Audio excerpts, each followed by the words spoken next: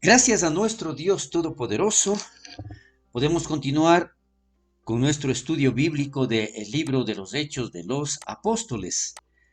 Estamos en el capítulo 22 y en esta ocasión revisaremos su tercera parte. Habíamos visto ya referente al discurso, al sermón que Pablo realiza allá en Jerusalén a toda esa multitud que estaba buscando la forma de matar a Pablo. Pero allí nosotros vamos a ver donde Pablo recuerda algo que hace 20 años sucedió cuando él también estuvo en el templo de Jerusalén. Y declara en los versículos 17 y 18 referente a este acontecimiento muy trascendental, pero que de una u otra manera vemos que Pablo no lo había mencionado anteriormente. Y la palabra de Dios declara, dice, yo estaba en éxtasis y le vi que me decía. Entonces aquí Pablo revela esta situación y dice este enunciado. Pablo tuvo una impresionante visión de Jesús en el templo, aunque nunca se refirió sobre esta visión en sus cartas que escribe, y parece que solo lo mencionó ahora por la necesidad de convencer, por la necesidad de transmitir, de que la multitud entienda exactamente cuál era la razón de su prédica a los gentiles. La vida cristiana de Pablo fue fundada única y exclusivamente en la verdad de Dios, no por experiencias espirituales, y a él ni siquiera le gustaba hablar sobre sus experiencias, sobre sus situaciones espirituales que él había pasado. Entonces, relata aquí en donde Pablo menciona de forma textual, dice, date prisa y sal prontamente de Jerusalén. Estas son las palabras que escuchaba en este éxtasis. Pablo le escuchaba a Jesús, porque dice el enunciado, porque no recibirán tu testimonio acerca de mí. Estas palabras de Jesús probablemente fueron sorpresivas para Pablo. Con buena razón, él probablemente pensó que él era el indicado para traerles el evangelio a sus amigos los judíos.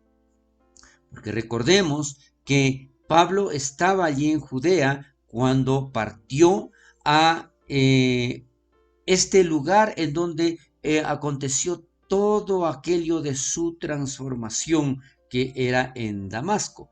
No obstante, Jesús le dijo esta advertencia, hasta le dijo, date prisa. O sea, era algo imprescindible que él escuche y lo ejecute. ¿No es cierto? Entonces, ¿qué es lo que nosotros aquí podemos ver? Más adelante, en los versículos 19 y 20, Pablo le contesta a Jesús. Es más, Pablo estaba tan convencido de que lo que a él le sucedió, dando ese testimonio con seguridad, todos aquellos que estaban con Pablo en esa persecución a los cristianos, iban ellos a recibirlo de tal manera que iban a ser ellos también transformados. Eso es lo que sentía, eso es lo que creía Pablo. Es por esto que su contestación a Jesús es de la siguiente manera. Dice, Señor, ellos saben que yo encarcelaba y azotaba en todas las sinagogas a los que creían en ti. Esta fue la gentil objeción de Pablo a la advertencia que Jesús le había dado en su visión. Entonces, la idea de Pablo es, Señor, ellos me escucharán con seguridad. Ellos van a saber de ti, ellos van a aceptarte, ellos van a darse cuenta que como yo estuve en el error, ellos también están en el error. Ellos saben que yo solía perseguir a los cristianos. Entonces, mi historia será poderosa y persuasiva hacia ellos. Entonces, esto es lo que pensaba Pablo. Esto es la forma como le contestaba a Jesús, pero imagínense, aquí nosotros podemos darnos cuenta de lo que nosotros sentimos, de lo que nosotros creemos. Cuando Dios hace cosas maravillosas en nuestra vida, no siempre los demás lo aceptan, no siempre los demás creen como nosotros hemos creído, como nosotros hemos sentido. No es así. Tal situación se dio aquí y es muy claro. Jesús le declara y le dice, no, sal pronto. Tal es así también que la contestación que realiza Jesús a todo esto, ¿no es cierto? Dice, y cuando se derramaba la sangre de Esteban, tu testigo, él sigue dando sus razones, creyendo que en todo esto iba a conseguir convencer, repito, convencer a sus amigos judíos. Dice, yo mismo también estaba presente y consentía en su muerte y guardaba las ropas de los que le mataban. Esto está escrito en la palabra de Dios. Entonces Pablo pensaba que sus persecuciones energéticas anteriores a la iglesia le dieron a él más credibilidad con la gente judía que estaban en contra del cristianismo. Él creía que con toda esta experiencia y en la forma como él iba a exponer su testimonio, con seguridad iba a convencer a los judíos. Pero recuerde, no todo lo que nosotros creemos, no todo lo que nosotros sentimos, los demás también pueden sentir. Tal es así que Jesús mismo le indica, no es así, tienes que salir urgente, date prisa, debes salir de Jerusalén. Entonces, él trató de explicarle a Jesús por qué él de veras debía quedarse en Jerusalén y trabajar para contarle a la gente judía sobre Jesús. Repito acá, Pablo estaba tan convencido de la experiencia que él tuvo al transmitirles, al dar ese testimonio, ellos iban a entender y también iban a convertirse. Pero no fue así. Más adelante, los versículos 20 y en el versículo 21 de este capítulo 22, Jesús contesta a la reacción de Pablo. Mire, y es algo que nosotros debemos entender eso. Cuando nosotros recibimos una instrucción, y en este caso una forma directa que Pablo lo recibió, no deberíamos discutir, no deberíamos tratar de dar nuestras razones, sino solamente obedecer. Tal es así que Jesús menciona, dice, pero me dijo, ve. Jesús no estuvo de acuerdo con la reacción de Pablo. Jesús sabía que no era el tiempo ni el lugar de Pablo para que predicara a la gente judía de la manera que Pablo quería hacerlo. En cambio, y por su propia seguridad, 20 años antes de esto, Jesús le dijo a Pablo, vete de Jerusalén. Y hoy, considerando de que este es el mejor argumento para explicar a la multitud, ¿no es cierto? ¿Qué es lo que sucede? Porque yo te enviaré lejos a los gentiles. Esta es la expresión que utiliza Jesús para indicarle la razón por la que tiene que salir de Jerusalén Pablo. Entonces, cuando Pablo fue alcanzado por Dios en Damasco, a él se le dijo del llamado que tenía para predicarles a los gentiles. Esto está escrito en el capítulo 9 del versículo 15. Las palabras de Jesús hacia él en el templo de Jerusalén no eran nuevas para él. Aún así, podemos ver que en su primera visita a Jerusalén después de su conversión, iba a ser fácil para Pablo que le importara mucho la conversión de Israel, que él quisiera concentrarse en eso. Es por eso que Jesús le dio ese recordatorio en el templo. ¿Qué queremos decir con esto?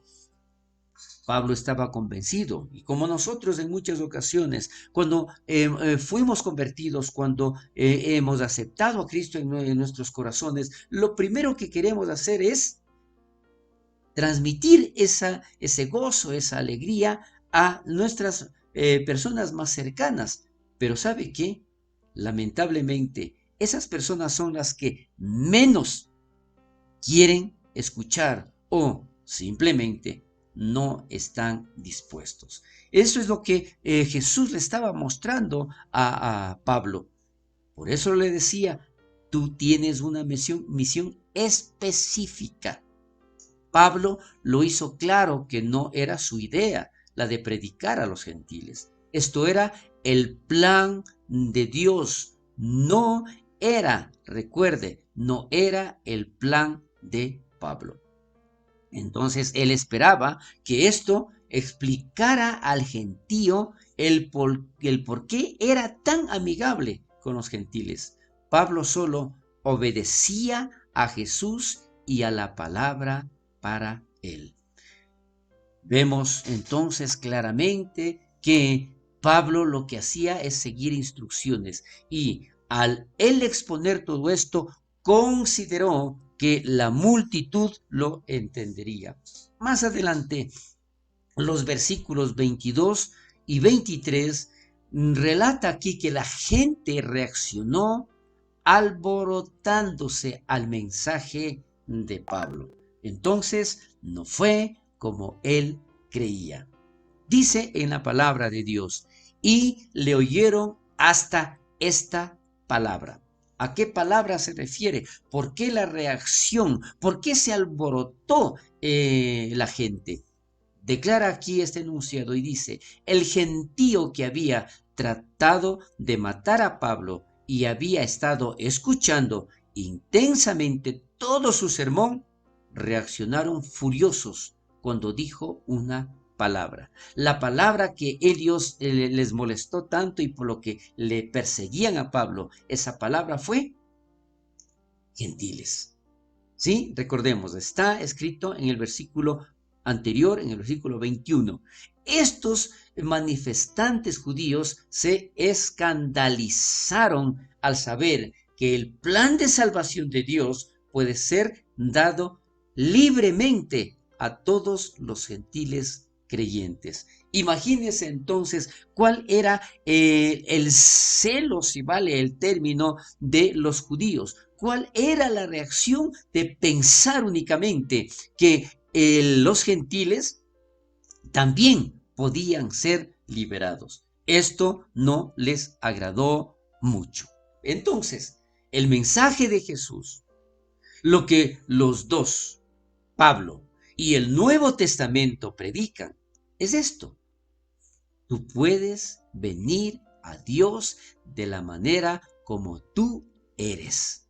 ¿Sabe qué? Aquí podemos recordar algo muy importante. Muchas personas quieren cambiar para acercarse a Jesús, pero no es así, porque a través de nuestras fuerzas nosotros no podemos hacerlo. Tal es así que dentro de la misericordia de Dios, Él nos acepta como somos para Él transformarnos. Y justamente fue lo que hizo Jesús con Saulo, o llamado o conocido hoy como Pablo. Entonces, aquí se menciona, tú puedes venir a Dios de la manera como tú eres, judío, gentil, extranjero, alto, bajo, rico o pobre, pero tienes que venir a Él a través de Jesucristo. Recordemos, sabe que el hecho, por eso le decía, no importa cómo nosotros estemos, no importa lo que nosotros podamos sentir, no importa lo que nosotros hagamos para buscar esa salvación, no, todo esto se hará única y exclusivamente a través de la aceptación de nuestro Señor Jesucristo en nuestro corazón.